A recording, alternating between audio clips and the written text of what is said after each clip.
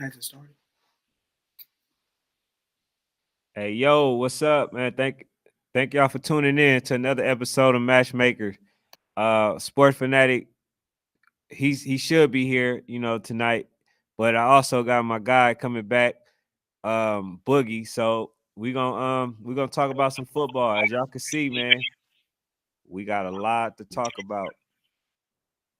Hey, what's that? The echo. All right, I think he got it. 1 second, y'all.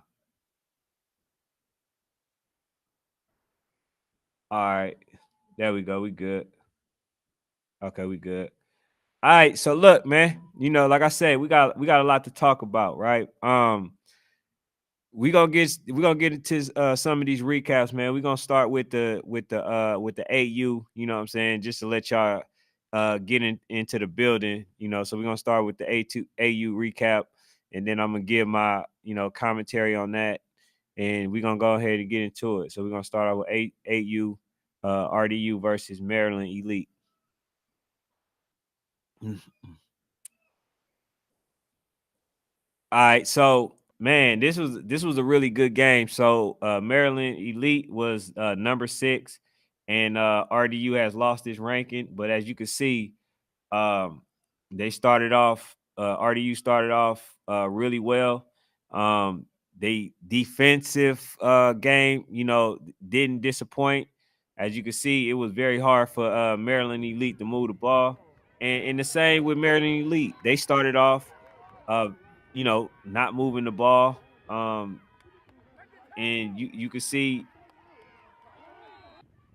y'all can see RDU, man. They was having a hard time moving the ball as well. So um, yeah, it took a little bit of time for them to get going. So number 24, as you can see, even though that was the biggest run that they had at that moment, it was a flag, a holding on the play, and so I thought that they were going to actually score Maryland Elite, but like I said, RDU they continued to swarm the ball.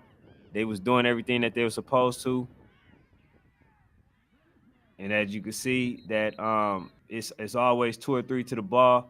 But look, this is what I feel was the turning point of the game right here, where when they fumbled, the momentum shifted to RDU, and I believe that it stayed with RDU. That was a big run by number 24.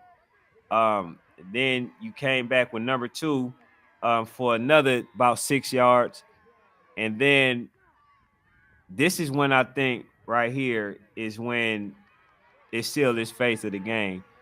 Number 2, who they couldn't stop, end up scoring the touchdown. And y'all know in youth football, when you score a touchdown, that feels like a 16 to 20 point lead. So RDU started off with an 8-0 run and didn't look back. So as you can see, they punted the ball, kicked the ball off, got it back, and they scored on the first play of the play for that drive. And so as you can see, it was a 14-0 game, and that was it for the RDU. But they couldn't really do much.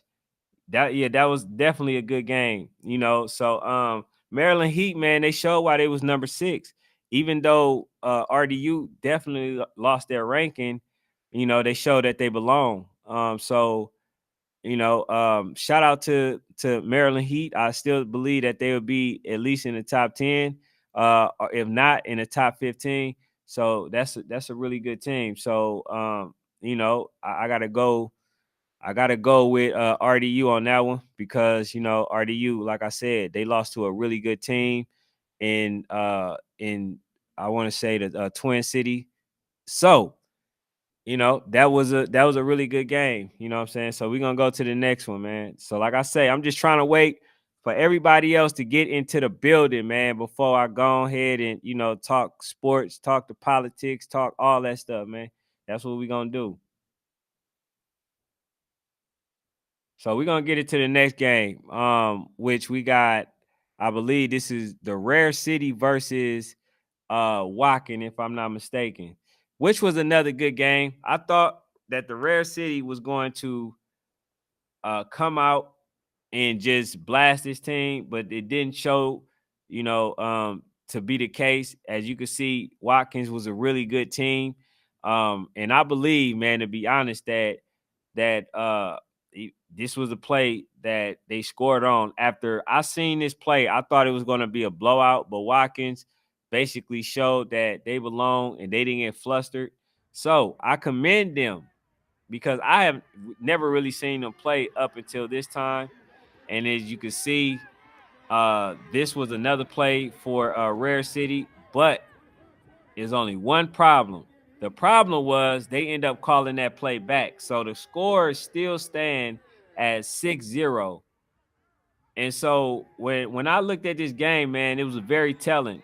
When I see the Rare City, I see a really good team, but I really see like a number 4 type team. I don't see a number 2. They at least they didn't play like it. Like this team, I feel like they should have handled business. It should have been like a 21-0 point game, but that wasn't the case. As you can see, mistakes like this where he ended up hitting the guy in the backside, and then it went from a first down to a fourth down type play. So, with that being said, man, it just wasn't the best game for Rare City as being a number 2. So number 26, he was doing his part. I want to say that.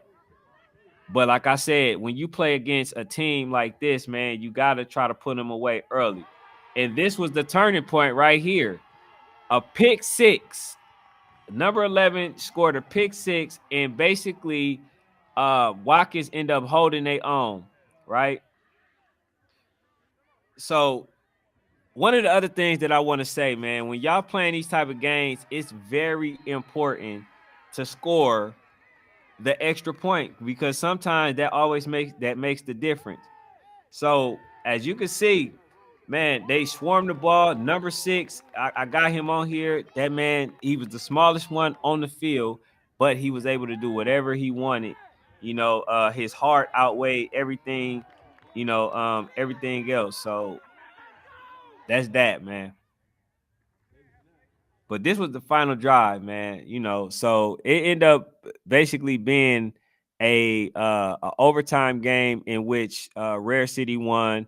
They scored on the first play of their drive while Watkins Hornets couldn't score. So it was a really good game, man. But it's very telling for the Rare City, man, to play a team like that and then not be able to capitalize. To me, it spells failure. I mean, I'm gonna be honest. I don't want to say failure, but it spells trouble. When you play against a team like Georgia Eagles, Miami Garden Ravens, Duval, like when you play against those teams, man, you gotta dominate. So the one thing that I think that is going for the Rare City is that their defense still stand. They still really good on defense. They're very stingy on defense. As y'all can see, it took a pick six in order for that team to score. But sometimes, man, you got to show that you got an offense as well, and they wasn't able to show that, man. So that was that, man. That was that. So, hey, did Boogie accidentally log off or what? Yeah, he got kicked out. I don't see him. I'm monitoring to make sure he tapped in so I can bring him in, but he hasn't been on. Okay. All right, that's cool. But yeah, man, for y'all who searching for my guy, Sports Fanatic, man, he'll definitely be on. He just running a little late. So right now, you know what I'm saying? Like I'm just doing a recap. He says, 11 you next. All right, so yeah, I don't have the recap because they didn't send it to me, but I definitely want to talk about the the ABA. Nah, it's not that. It's not on yet, Dave. I want to talk about the ABA versus the Red Dogs. Now, I was talking to the guy Drico, who basically does the rankings for Georgia, and he ended up having the I want to say he had number one Lambeau, number two the ABA Bulldogs, number three Red Dogs. Now, I thought that they should have the Red Dogs should have been number two because they only lost to a tough game versus Lambeau, which is a team that beat and blew everybody out that they played. So by default, I thought that they should have been number two. But it also showed that when they played against each other. Now I wish I had some of the footage, in order to show. But one thing that I say is this, man. The score looked like it should have been higher. It's just a couple of bad calls, or I ain't gonna even say bad calls. A couple of calls was made that basically called a touchdown back for the Red Dogs because it would have been about 14-0, but then they end up, not being able to score. So um ABA end up striking first, and then Red Dogs, like the championship team that they looking like they gonna be, right, end up scoring. And then they end up getting the extra point. So here's what I saw. I saw number 88, number 7, and number what is it? Number 88, number 7, and I believe number 10 or 11. One of them. I mean, those three cats, man. No, number 5. I'm sorry. Number 5. Those three cats basically brought the game home because they literally, I mean, literally had all the tackles. Big Five made a lot of big plays. They kept pressure on the quarterback. They swarmed the ball. Number 88 to me is one of the elite tight ends. He stayed home instead of just trying. Uh, you said Amp have it, but yeah, I have to be able to put it into the production. But if you ABA, man, I'm definitely understanding that I belong. Now, I'm gonna be honest with y'all. I don't see ABA in the rankings right now, but I think they are a team that definitely should be in the rankings. I don't know why. I guess because they got blew out to a team in Fort Lauderdale for Lambeau tournament, but you shouldn't punish them for that. You see what I'm saying? Like, I believe that that's a team that belonged. They beat a rare breed. They beat well, rare breed just lost to. And I'm gonna talk about that versus Tucker. But they lost to that team, and they should definitely still be in the top 10. Now, when you look at rare breeds, man, I mean, I'm sorry, not rare breed, but ABA. When you look at ABA, the biggest thing, man, about them is that they have to be able to score on offense. We know the defense is there. I'm not punishing them for the game that they played versus Fort Lauderdale. That's early in the season. Okay, they have got a lot better since then. But you cannot you cannot just play against these teams and not be able to score. You know what I'm saying? Because like that's going to hurt them in the long run. See, Lambeau, even though they wasn't able to really score versus the Red Dog, most teams that they play, man, they blow out. Even if the ABA is playing a subpar team, they don't really just blow them out like that. So we gotta, the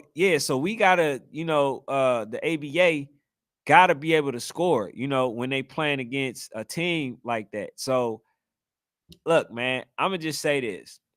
If ABA wants to be in the rankings, if they want to get to where they should be, because they are really like a top 5 team. I'm gonna be honest with you. ABA Bulldog is really like a top 5 team. I'm gonna say that, and I think the Bounty Boys is also could be like a top 5 for sure, top 10. But like those type of teams, man, I think that ABA should be playing because I don't think unless they play those type of teams that they're gonna get the respect that they deserve, especially losing to a Fort Lauderdale team. So I want to say that ABA they did a good job. They didn't win versus Red Dog, but they did a really good job versus them. And not only that, they made some mistakes at the end that actually cost them. And so they got to be able to clean up the mistakes that they made, because when they struck first, then basically it seemed like they got lackadaisical and then allowed Red Dog to score, because it was a very stingy type of game on both sides. I want to say the Red Dogs, to me, won the field position throughout the duration of the game. So if I gotta say anybody won that game, is definitely Red Dogs defense. But I think that their defense did just a little bit better than ABA. So man, that's just that right there. But I'm gonna go ahead and get into the next clip, man. Far as for the recap, because I think there were some really good games, man. If y'all haven't seen that mob game, bro, y'all need to definitely go check out that game. Cause man, I'm talking about, bro, they made play after play after play after play. So before I get into the next clip, I'm gonna actually talk about Rare Breeds versus Tucker. Now, Tucker is a team that nobody takes serious. And y'all see they just keep winning. Number 7 got to be one of the top quarterbacks in like in football, just to be honest. A lot of people, including Rare Breed, who came off a really good game, thought they were going to go in and just lay down. Make Tucker lay down, and they showed that it was definitely a different situation. Now, I believe that Tucker woke up a lot of people playing that game. Now, I want to ask the question: do y'all still feel like that Rare Breed should still be ranked in 11U? Like, I know they beat a really good team in Ivy Braves. Ivy Braves is a good team as well. But do y'all think that Rare Breeds, being that they lost to ABA, just lost to Tucker, lost a couple other games, do y'all think that they should be knocked out of the rankings, top 15 or any of that? Uh yeah, so hey, I'm just saying, man, like, y'all got to start watching. Y'all definitely got to start watching Tucker, because like I said, man, if y'all have not seen that quarterback number 7, he's the truth. He's the truth. So I don't put it past them, beating any team, to be honest. They just got to be able to catch the ball, cuz the last time I seen him play, he put the ball on the money, but a lot of players just wasn't catching it. So it wasn't nothing he can do if he's doing his part. So um, but yeah, man, I've seen like missed tackles by Rare Breeds. I seen a stingy defense by Tucker. Tucker was in the back, like in the backfield, like, the whole game, basically putting a lot of pressure on the quarterback. And I want to say this, man. A team like Tucker, I think right now is a scary team for any team if y'all gotta play them right now, like in the playoffs, because you gotta, like I said, you got a quarterback, good receivers, good running back, right? Right now they just not making the noise or playing the opposition that they should be playing. So I don't think that they're getting the credit or the recognition. I don't know if people are going to go film the game, but they definitely belong, bro, in the conversations of teams that are basically good in the country. So that's what I'm gonna say about them, man. I think that y'all need to pay attention to Tucker just a little bit more, and I wouldn't be surprised, and don't be surprised if we see Tucker end up basically breaking that top 10. But they got to keep winning from this point. This was a great signature win for them, basically to put their eyes on the map. So, a lot of people can actually see that they're a really good team. So if they win throughout, and basically handle business, even if they playing lesser teams, I think that they really can get it done. I'ma just be honest with y'all. Nobody, probably including me, thought Tucker was going to win that game. Like, even though I think that they may have the better quarterback, and I'm gonna just be flat out honest. And I've said this when I seen them last season. So this is no knock to either one of them. But I want to go ahead and get into the next clip that I have, man. So this is 11U. It is 11U. No, this is 12U Rare Breeds, man. For y'all who seen the Rare Breeds game, y'all know Rare Breeds is different. But like I told people, City Life gonna get them all that they can handle.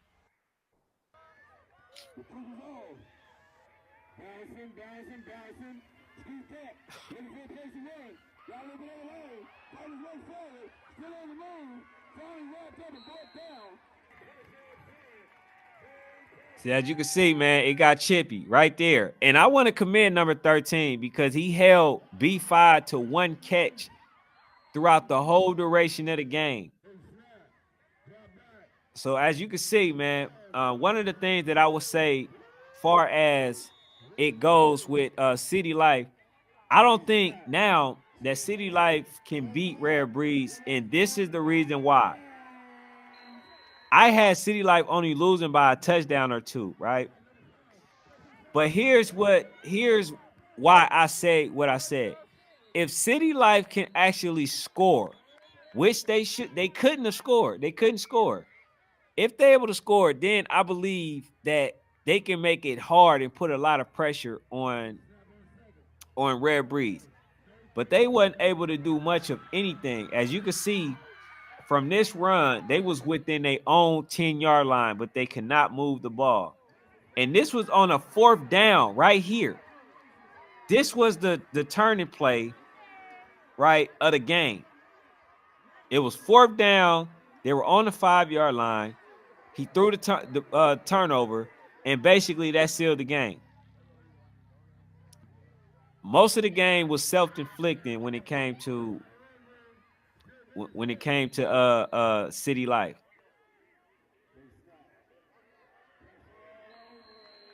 As you can see, they kept a lot of pressure on City Life. City Life basically maintained and did a lot of great things on defense, but there were situations like that where they had mishaps, and he basically caught the ball almost for a touchdown, but it was a matter of seconds left on this play, and they end up calling that touchdown back because they called a holding on the play. So they went into halftime 8-0. As you can see, they kept doing the screen. They kept doing the screen pass, and then end up passing it over the middle. Most of their catches were over the middle. Even though that was a pass interference, like I said, man, I definitely gave 13 all the credit in the world because 13 was able to hold B5 to one catch. You know what I'm saying? So he says, get RDU on this month. Hey man, shoot. If RDU come in here, man, they welcome. Y'all definitely welcome. Y'all definitely welcome. Anybody, like I had Coach Reggie on here. I've had people from RDU on here. Everybody welcome, man. But as y'all can see, man, this game got chippy, man. And one of the things that I want to say though to City Life, they gotta do better on their offense. And I'm gonna say this too. I think I'm gonna put some of the credit. You said it wasn't no pass interference.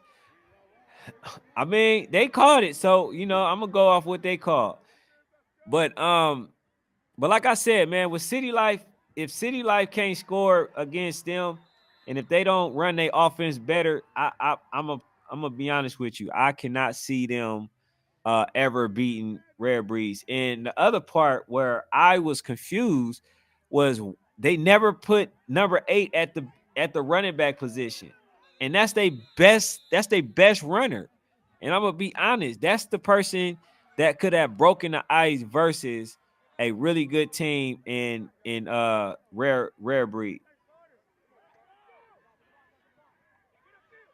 So as you can see, like mental mistakes like this, where they're not capitalizing on stuff that they should be, right? So um, he said one of the past, he said Big 12U, he said them folks still adding players. Are you talking about Rare Breeds adding players? Cause I'm gonna be honest. I'm gonna be flat out honest. I think Rare Breeds, like, they got all the pieces that they need. I wouldn't add not one other person. But like I said, man, I gotta be flat out honest, man. I gotta give my assessment on City Life, man. Here was the thing. First of all, if, like I said, if I'm playing a good team, a great team in Rare Breeds, I'm first coming out with Ocho. That's point blank, period. Nobody on the team, I don't care who it is, nobody run as hard as that young man. So I would have started him off in the backfield unless that is something I don't know. Unless he was hurt, I don't know. But one thing I do know is that I don't recall him touching the ball none that game. And I thought whoever decision that was, unless he was hurt, that wasn't a good one. Everybody else, nobody scared to tackle him. This is, well, sort of most likely the same team that they played last year that Ocho had a lot of success against.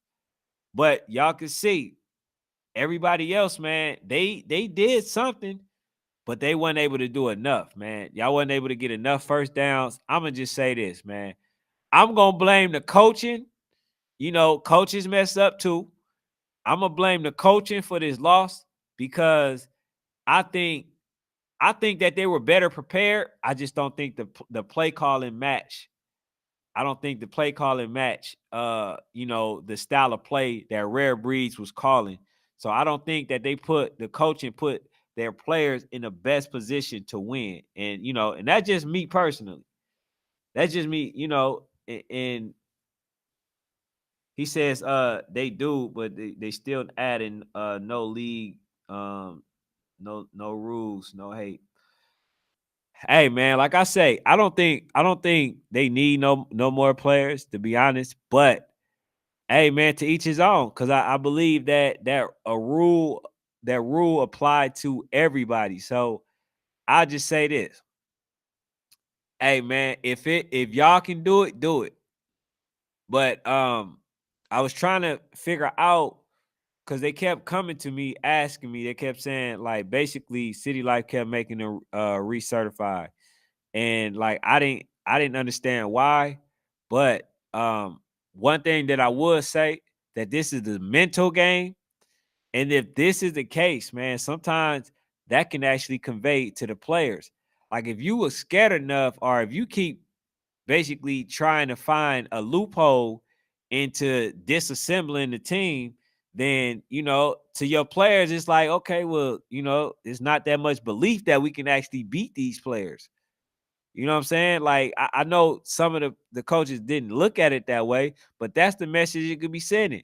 Because if they already certified, and then you make them certify again, then that sends a message like you scared. You feel what I'm saying? So I'm a I'm gonna give my assessment on why and when I think was the real turning point of the game.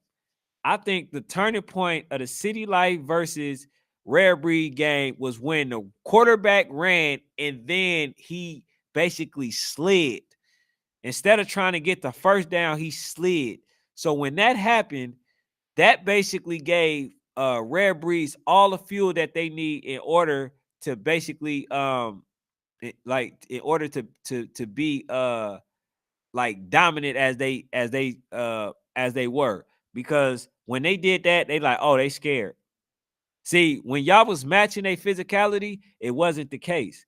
So I'm gonna say this, man. Like I say, I think that City Life is the only team that will continue to give Rare Breeds a run for their money. But the thing that City Life cannot do is beat themselves, and they definitely was doing that. The pick six, I'm talking about the fumble. I'm talking about not capitalizing when y'all in y'all red zone. I'm talking about the missed tackles. I'm talking about all these things that basically hurt City Life and put them in a position to where they end up losing 28-0. So, you know, that's that's what really, you know, got the game out of reach when they were making mental mistakes. It wasn't really nothing Rare Breed were doing. They were playing good defense, but I think that the turnovers, I think that, you know, like the fumbling, the fact that they scored and then y'all let them get the ball back on a kickoff return. Like, how do you think you could ever beat a team like that? Because when they scored, they got the ball back, they got the momentum, they scored again. So they basically took the fight out of City Life after that. So there are, like I say, there are mental mistakes that City Life has to correct. Now, I think that City Life will be the only team that gives them a run for their money. I don't think nobody else will, right?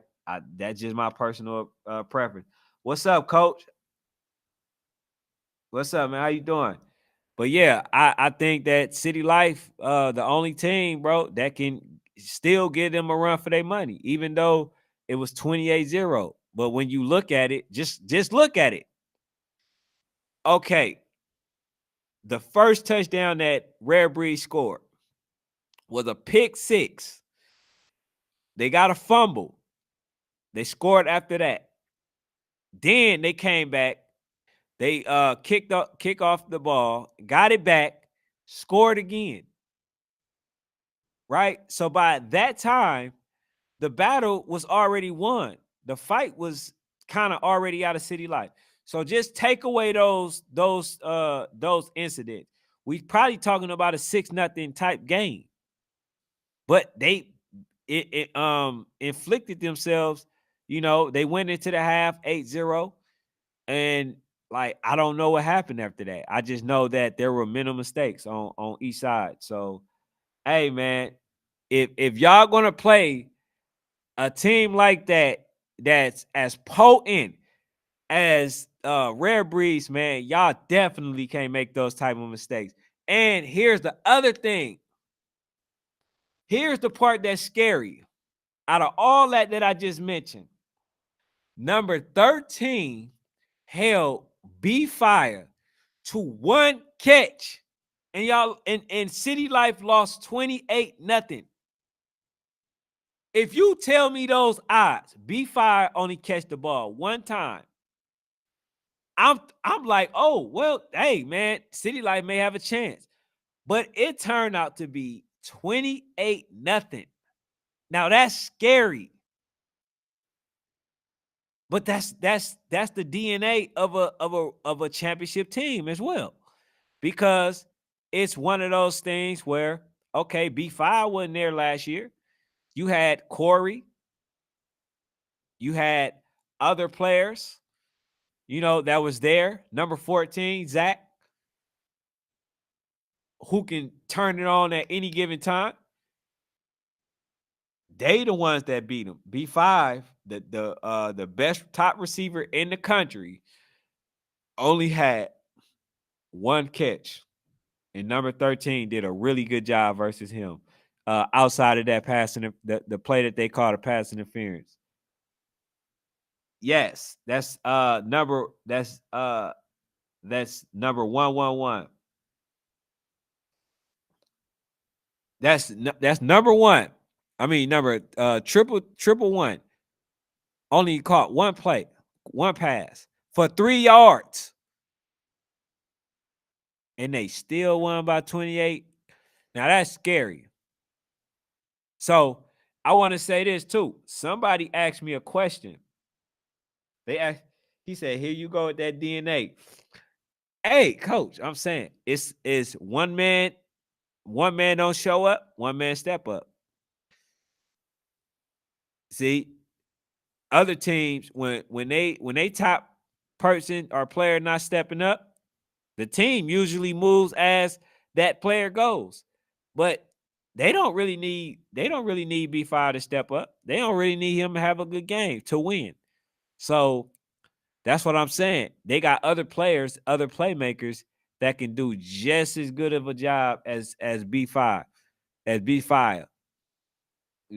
So hey man, that's all I'm saying. But look, let's get into this mob game, man. This recap, man. This was a really good game. This was a rivalry that these two teams have. Man, we're gonna go ahead and get into the clip though.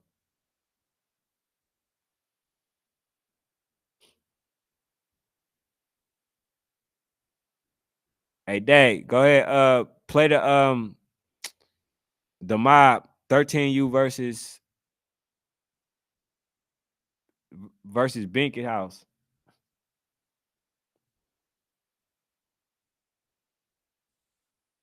Man, he must have stepped out. But yeah, man, I seen Beacon House, man. I definitely think that they're a really good team, man.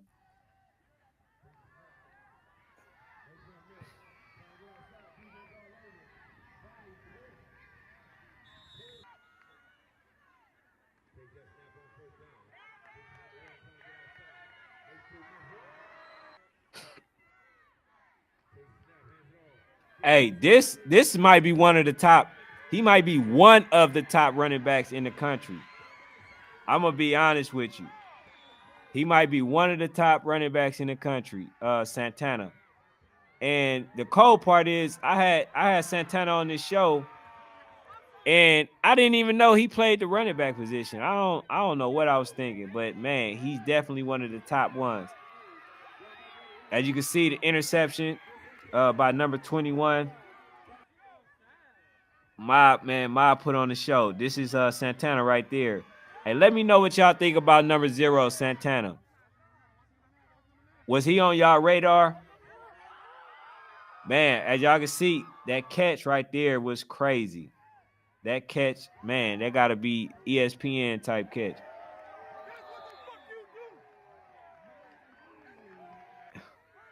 That's crazy.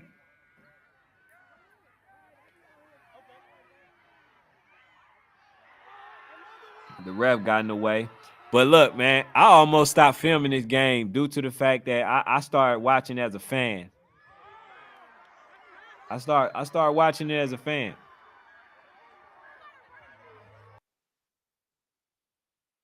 So as y'all can see, man, the final score, and they had more highlights than that.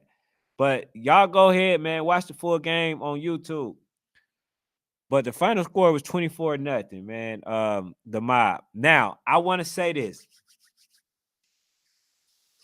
We gotta get the mob versus Real Deal Dream Chasers. I just gotta see it. I don't care who win. Coach Hill and Coach Al are my guys.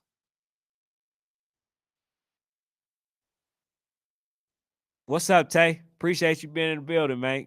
Coming in. But yeah, those are my guys, man. We gotta see the mob versus RDDC, Real Deal Dream Chaser. We gotta see it. I'm telling you, man. Both of them, both of them are, I'm talking about, are really good. I mean, I think they evenly match. So when coach told me that they gonna beat them by what, 20? Nah, I don't see that. I see that they got better defense than TMT and Woj. And they got, not only that, the quarterback is legit. They got 2 quarterbacks that's legit. 3 running backs that's legit. All of these players are legit. It's 13 youth. The mob against Real Deal Dream Chasers. We gotta see it. Otherwise, this season, we left a lot on the table. We left a lot on the table. He said Big Mob, Lil Beacon. I'm just saying, man. This team, see, a lot of people don't know this team, but like everybody knows that watch me. I know a good team when I see one. Beacon is a really good team. Mob just made them look easy. That's the thing. They just made it look easy. But number 3, the quarterback, they're really good. They're really good. So, man, I'm saying, man, we definitely gotta see what we can do to make those games happen. But I do know one thing, Coach Hill, which is, respectfully so. He's done a lot of traveling this year, a lot. So he's saying that like he don't want to travel no more. So I guess if this game was to be had, it will have to be done. Have to be done in Georgia because coach said he not traveling. Now, I'm pretty sure because I see 215 in the building, right? I see my guy, PA football. What's up, man? How you doing? Right. Oh, speaking of Pennsylvania, man, North Philly, they legit. The Blackhawks, I like them. Now I'm not going out my way to say that they, will give a really good game, a competitive game versus the rare breeds, but I'm gonna say that they're a really good team. They definitely is a ranked team. I don't even know. I haven't seen the rankings, but I can guarantee you that team is ranked. I can guarantee you. Guarantee it. And he says, 215 Extreme beat the mob. I don't think y'all want to play the mob again. I don't even think that was the same mob. If y'all beat them before Coach Al was there, I'm not counting it. The Harris family, appreciate you coming. He said number 4 is the QB on Tucker. Number 4? Okay, it was number 4. All right. I like number 7. I thought it's so that's Josh. So is I must have had the wrong age. They got a number 7 that's really good. I'm gonna tell you that for sure.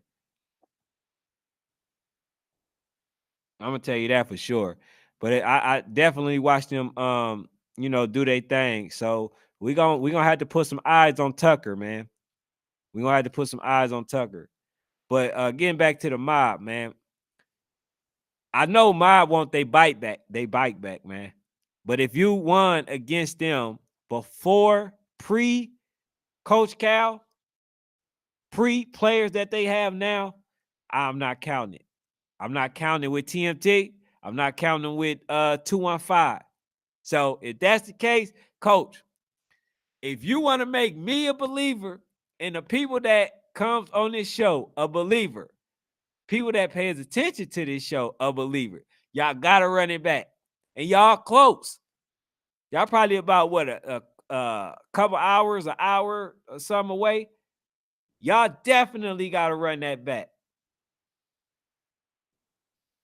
Or I can't count it because that's not the same mob. Okay, so hey man, we gonna see, but y'all definitely got a team in North Philly Blackhawks. I like all them players. They really good. I'll say that for sure. Uh, he said not really. We're on a national. We're on a national run. Nah, I mean, y'all can still play. Man, as y'all can see, excuse me if my voice is cracking, man. I was out there. I was literally out there under the weather, but I couldn't miss it. I couldn't miss it, man. I had to come see my guys, man. North Philly in the building. East Mount Airy stand up. Yeah, you North Billy, huh? Hey, hey, man. You said line it up. And I know. Hold on. Is that somebody from the mob saying line it up or somebody from 215? Because I know Coach Al ain't ducking it. I think he want to play that game. He said, meet us on a 50. Hey, we gotta get that game. We gotta see, because 215 has some losses, man. I ain't gonna say bad losses because the the Rare Raiders, man, are a really good team, but they lost to Atlanta Rare Raiders. They're a good team. They lost to what's the other team? I'm not sure. I think y'all lost to Brick City too. PA, he said in Pennsylvania, we play for real, on all levels, youth, high school, college pros. We don't do the alphabet regions thing like DMV. Oh my God, shots fired.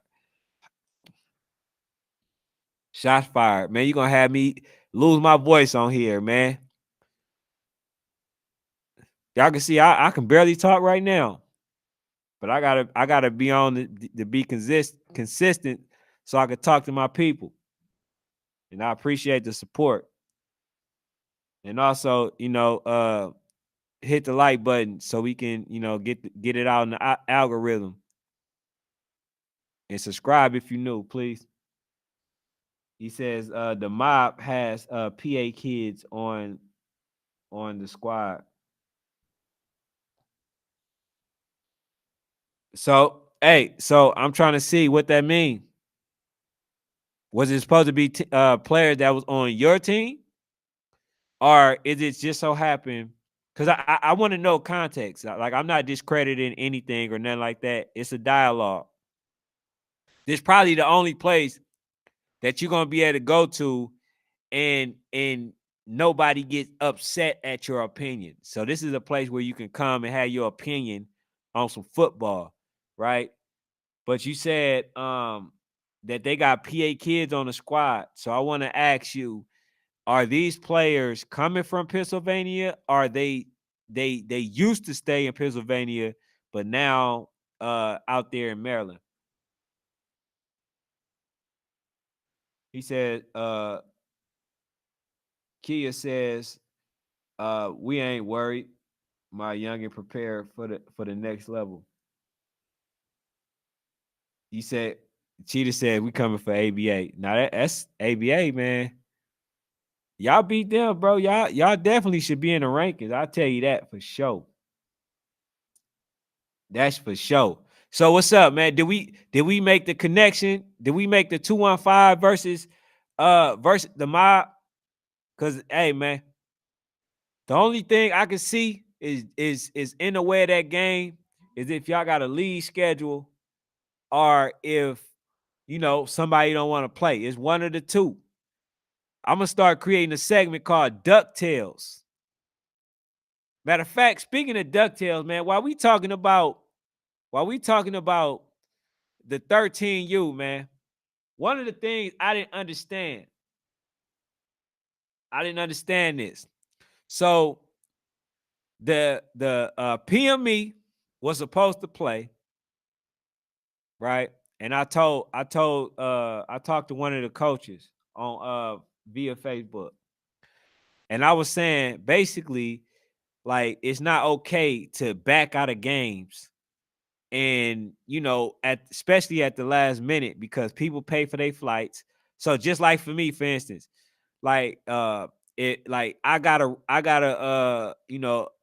ride out there, right? So just imagine somebody would have not played them games. I would have wasted money. I wouldn't have been able to get that back. You feel me? Especially at the last minute. So from my understanding, because somebody told me I was crying, right? I said, why would y'all back out of a game? I feel like if you back out of a game, you should lose your ranking. But the coach said he don't give two cares about no rankings.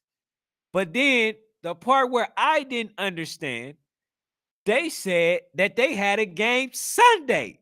So I'm trying to figure out, why would you pull out of one game just to make another game? Please let me know. Does that make sense to anybody?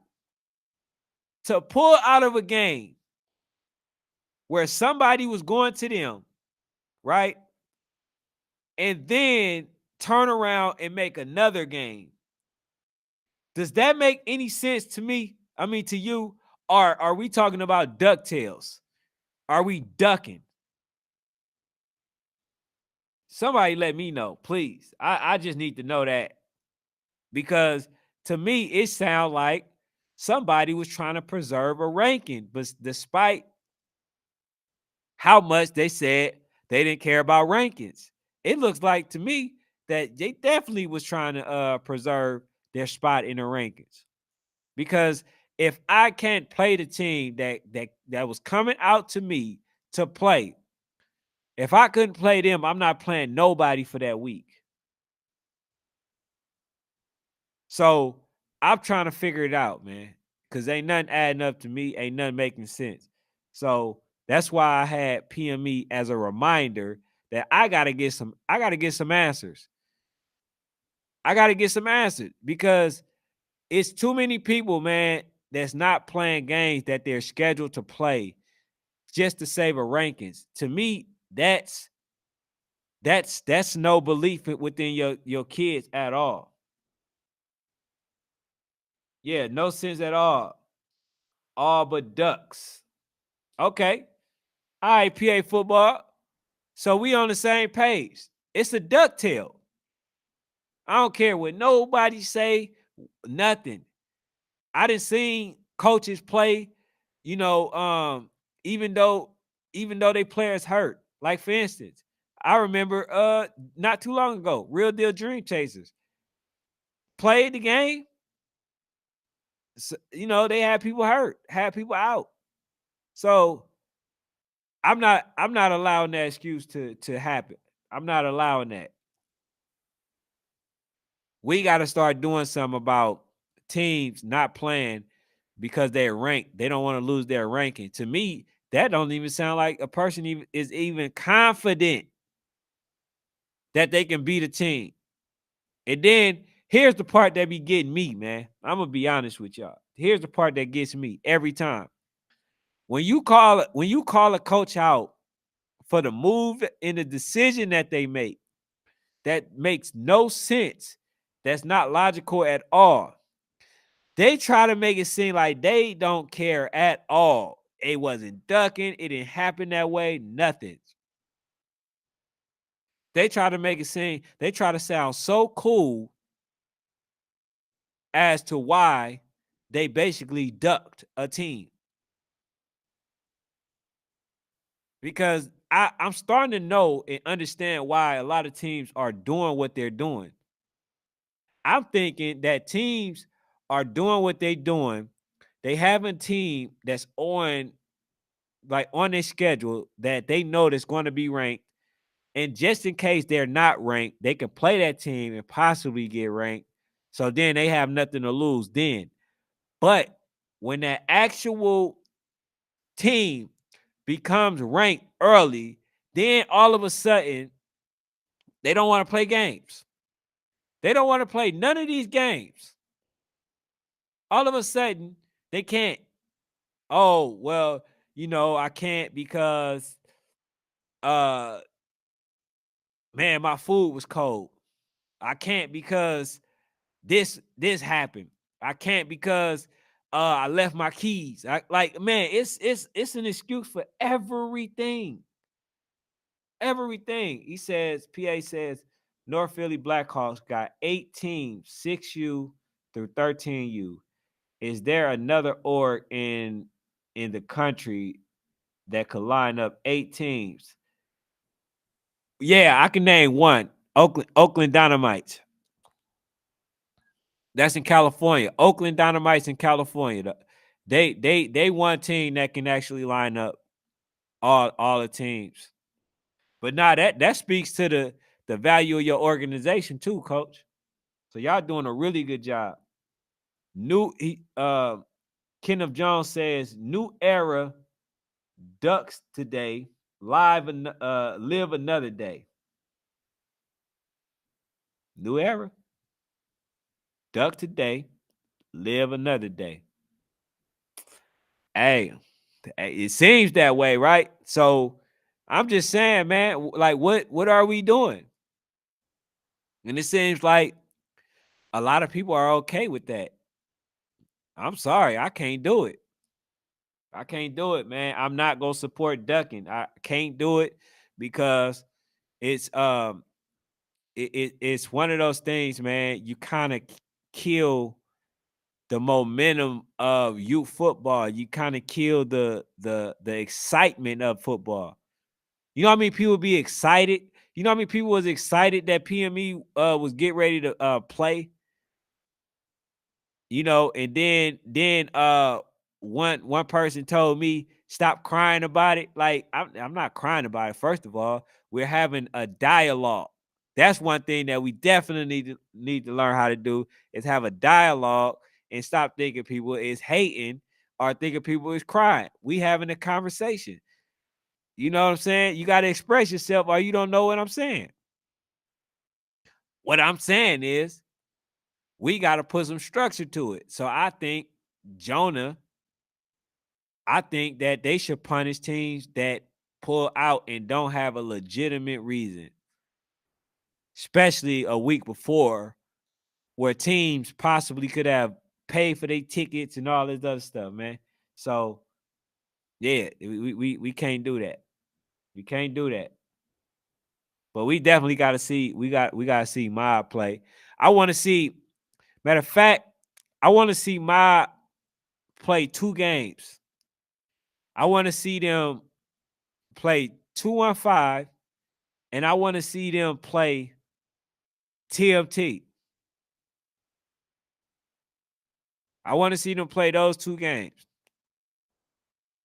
because those are the 2 teams that they lost to, and now that they got all their players back, I want to see how they fare against those teams. I would love to see that. I would love to see that game because man, for what I see against Mob, bro, they are very impressive. And there's some other teams out there.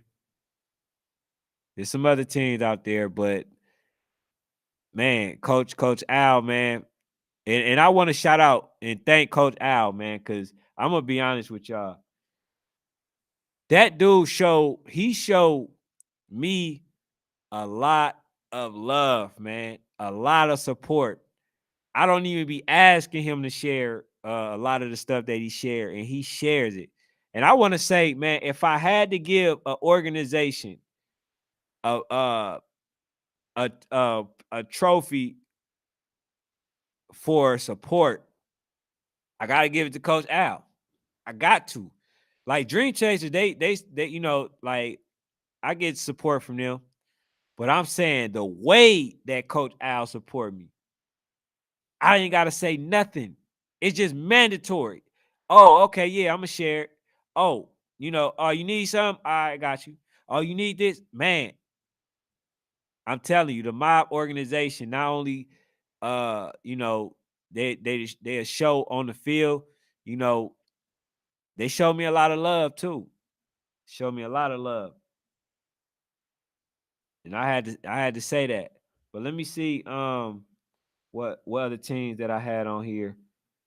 And we can get back to it right quick. 1 second.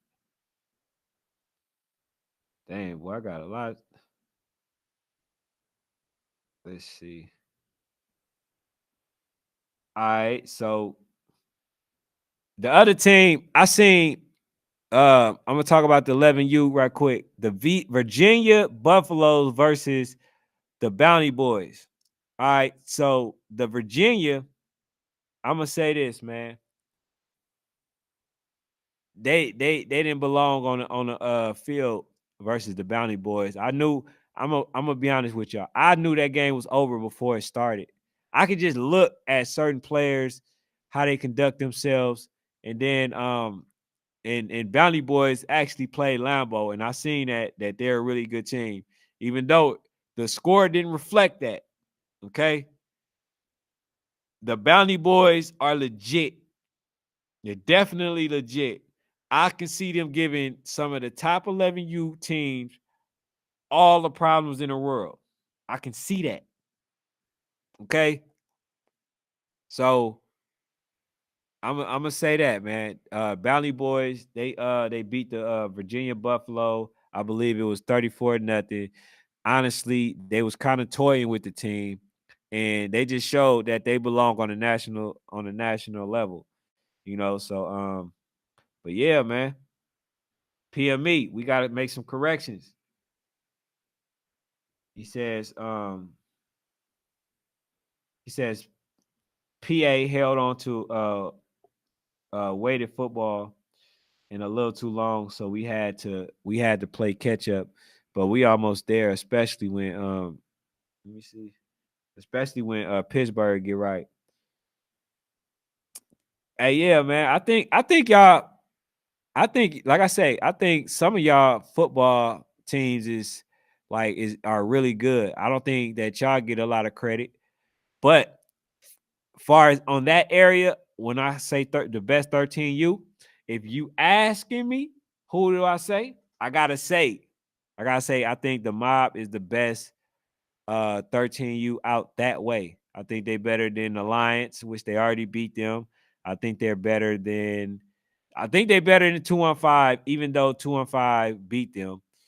I think they're better. Well, they show that they're better than Beacon House. And y'all might get me for saying this. I think Beacon House beats 215 Extreme. What you think, Coach? I think they beat them. I think they got enough schemes to be able to make it to make something happen, to make a lot of good plays. It's just that my identity has always been defense. So anytime a team play against them, I see that a lot of times they have success versus the Mob on an opening drive. But then after that, it's tough. It's tough after that. He said Frankfurt Chargers, 7U, one of the best teams flying under the radar. Hey, coach, all you gotta do is on my IG is send some links, man. I watch teams all the time. I definitely go watch them. I check them out. Frankfurt Chargers. And then if those teams are good, man, why don't y'all, send video footage of them? And then why don't y'all participate on the national level if you feel like they're good enough to be on the big stage?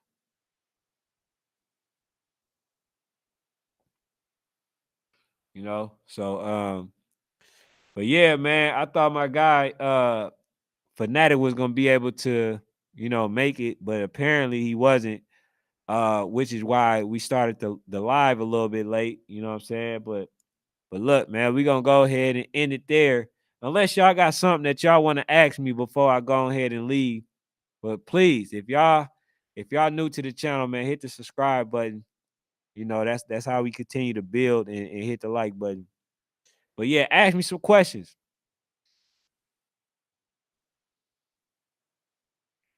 Let me see.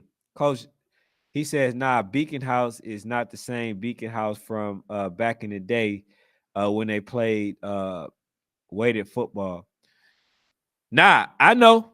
But what I'm saying is, I think that team is good enough to possibly beat 215 from what I've seen. Now, what I saw is just that, the Mob was just too quick for him, too good, because the coach, I mean the quarterback is actually good. He can pass the ball really good. And I don't think 215 Extreme has a better defense than the Mob.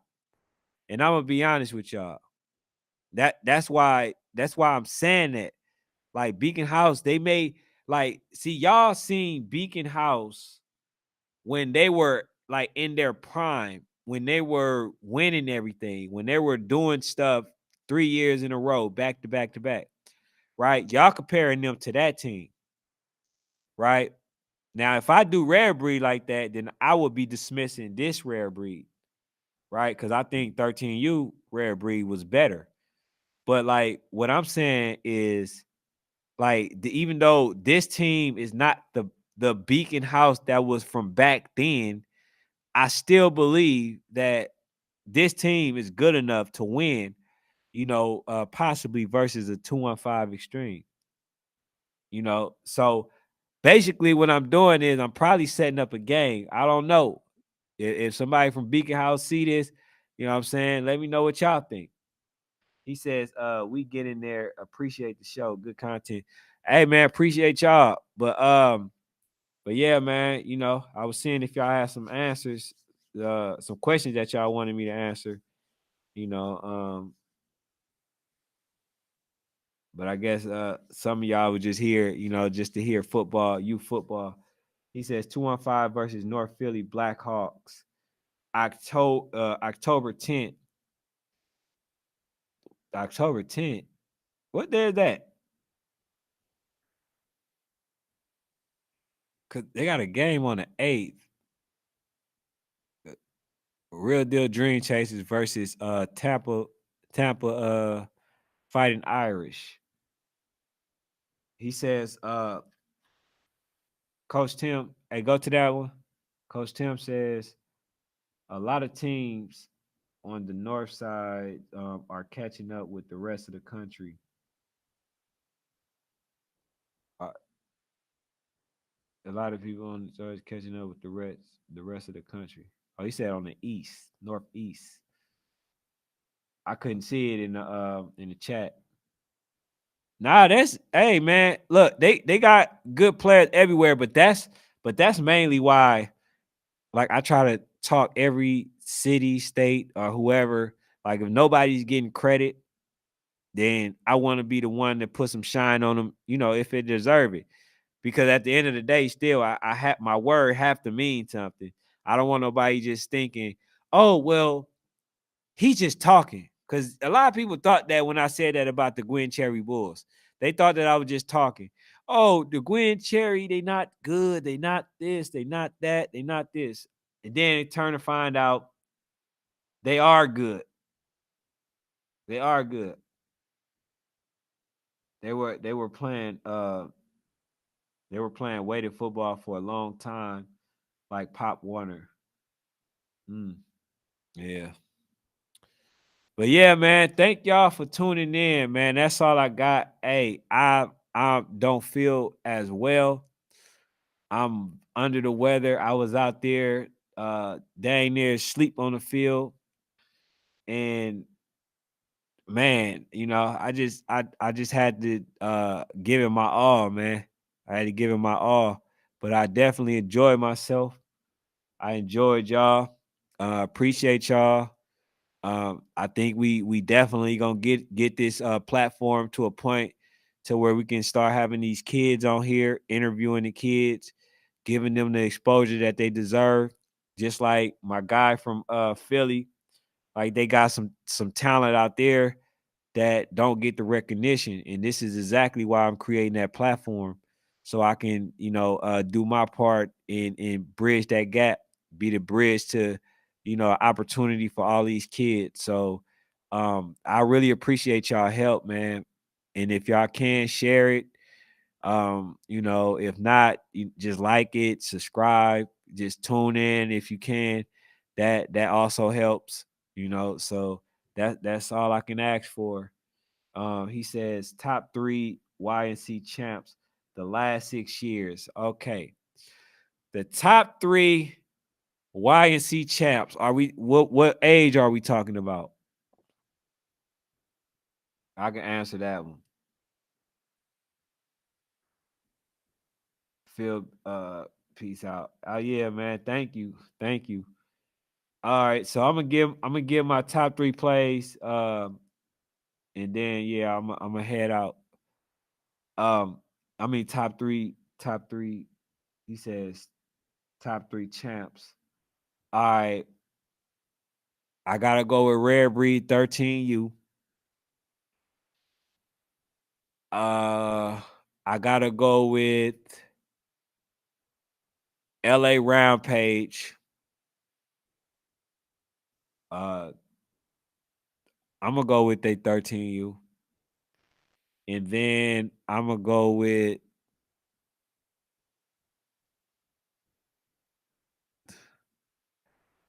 oh, I gotta go with the OC Buckeyes the versus the Ducks. They won by a field goal at the last second. I gotta go with that one. Pound for pound. Pound for pound. I think Rare Breed's better than all of them. I think this Rare Breed is special, but I think the difference is the Rare Breeds that was 13U, most of them was homegrown, as opposed to this Rare Breeds. A lot of them are from different areas. So I'm definitely going to stick with this 13U Rare Breed. So, you know, um, yeah, so pound for pound, I think that Rare Breeds 13U, I think their lead was harder. I think that like the TMDs, the Maryland Seahawks, the OG Ducks, like I think those teams that they were playing against, they were pretty much like top elite teams, top elite talents. And then Rare Breeds was so good that they wanted they wanted Rare Breeds 13U to play OG Ducks 14U. That's how good they were. And to be honest, I thought that Rare Breeds 13U would have beat the OG Duck 14U, and them boys was huge, So yeah, man. He says 2020 13U Rare Breeds was definitely tough. But yeah, man, that was it. So I think I'm gonna do some more lives this uh this week. I think I'm gonna start doing more lives. And I just want to ask y'all before any of y'all leave, hit the like button, but also if y'all can comment, how many times do y'all think that I should go live in a week so I can make something happen? How many times do y'all think I should go live in a week?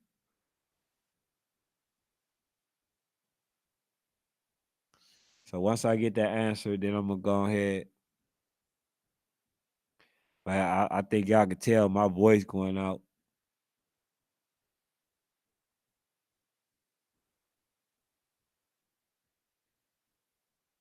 Yeah, I think uh I think Coach Tim gone.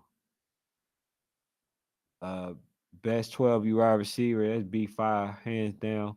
But they got a lot too. They got AJ, they got number 5, Rodriguez. Um, they got a tough guy from wide receiver for Southfield. They got a nice one for TME. Like they got a lot, man. So 3 coach, okay, 2 to 3 times. Okay. Yeah. Okay. Yeah, that'll work. But yeah, man, thank y'all, man. Thank y'all. Thank y'all. I'm trying to help these babies, man. I promise y'all I'm gonna get them there. I'm gonna get them there. So got to start getting them into this chat more too, because they got to understand this is for them. But thank y'all for tuning in. I'm out.